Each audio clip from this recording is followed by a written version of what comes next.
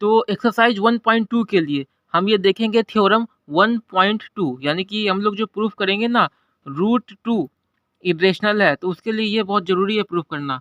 तो हम लोग थ्योरम 1.2 को देखते हैं, जो कि एग्जाम में आता नहीं है बट समझने के लिए बहुत ही ज़रूरी है, दिया गया आपके किताब में। तो थ्योरम 1.2 बोलता है कि let P be a prime number, यानी कि पी कोई प्राइम नंबर है, ठीक है। मान लेते हैं प्राइम नंबर 7 है, तो बोल रहा है if P divides A square, अगर जो पी है, जो प्राइम नंबर है, वो कोई नंबर है, अगर ए स्क्वायर को डिवाइड कर रहा है, तो देन पी डिवाइड्स ए, तो जो पी है वो ए को भी डिवाइड करेगा। एग्जाम्पल की जैसे कि 7 जो है एक प्राइम नंबर है, वो 49 स्क्वायर को, ठीक है, 49 स्क्वायर को अगर डिवाइड करता है 7, तो 7 जो है 49 को भी डिवाइड करेगा। हम देख ही सकते हैं कि 7 जो है 49 स्क्वायर को, यानी कि 49 इंटू 49 को डिवाइड कर रहा है, तो 7 49 को भी डिवाइड करेगा ही करेगा, ठीक है। तो यहाँ पे क्या है कि where A is a positive integer, मतलब ए जो है कोई पॉजिटिव संख्या है, बस।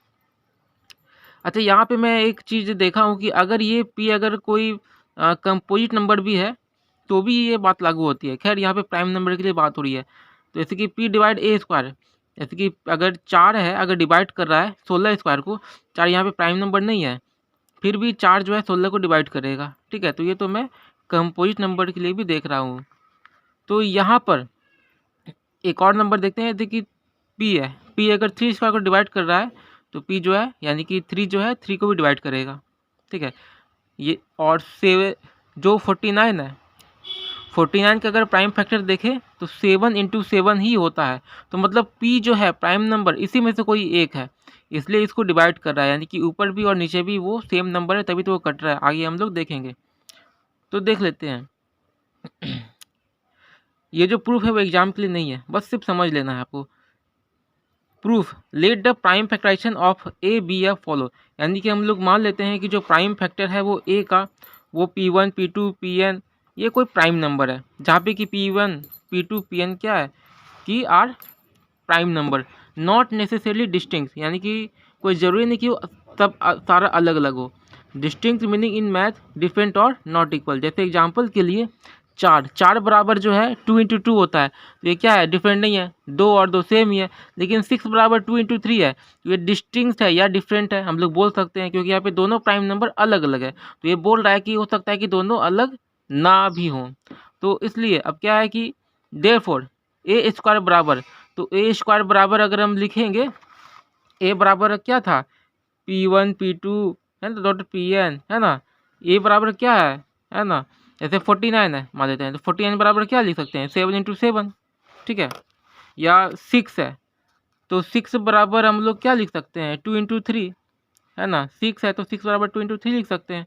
तो वही है कि ए बराबर अगर P1 P2 Pn है, तो ए स्क्वायर बराबर क्या है, इसी का स्क्वायर, तो P1 P2 Pn, ठीक है, इसका स्क्वायर, तो P1 P2 dot dot Pn, P1 P2 dot dot Pn, तो P1 का स्क्वायर P2 का स्क्वायर डॉट Pn का स्क्वायर, ठीक है। Now we are given that P divides A square, तो हम लोग को दिया गया है कि जो P है वो डिवाइड कर रहा है ए स्क्वायर को, ठीक है। जो 2 है वो डिवाइड कर रहा है 4 स्क्वायर को, ठीक है। यहाँ पे P बराबर 2 मान लेते हैं, ठीक है। तो यहाँ पर 3 6 को डिवाइड कर रहा है ना, या फिर 2 जो है 6 स्क्वायर को डिवाइड कर रहा है, तो 2 जो है 6 को भी डिवाइड करेगा, या 3 जो है 6 स्क्वायर को डिवाइड कर रहा है, तो 3 जो है 6 को भी डिवाइड करेगा, ठीक है।